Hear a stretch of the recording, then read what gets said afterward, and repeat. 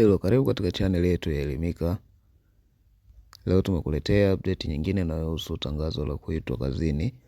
Hili tangazo limetangazwa leo Julai 8, 2026. Kwa hiyo ambayo ulituma maombi kati ya tarehe 28 mwezi wa 7 2025 mpaka tarehe 23 mwezi wa 6 2026. Kwa wale wote ambao walifanya usaili na kufaulu, wamepangiwa vituo vya kazi na barua zao zitapatikana katika akaunti zao walizozitumia za ajira poto. Na tunaona kuna peji moja kati ya 27. Kwa hiyo toto tunaona hapo ni peji 27. Ni idadi kubwa ambayo imetangazwa leo. Kwa wale ambao wamepata kazi kwa upande wa Baraza la Mitihani ya Taifa pia wameitwa.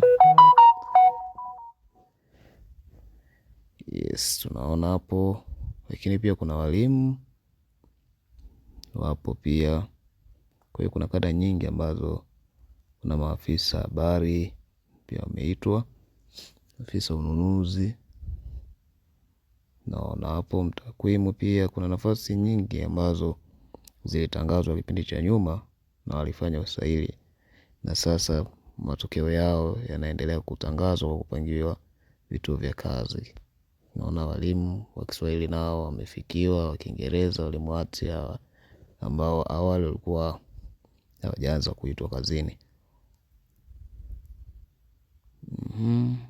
PDF tunavyoiona ni ndefu, ila ukiweza kupata PDF hii ukaangalia offline inakuwa ni vizuri zaidi. Kwa hiyo tutaweka linki katika uwanja wa comment ili iweze kukusaidia wewe kuidownload PDF hii na kuweza kutazama taratibu.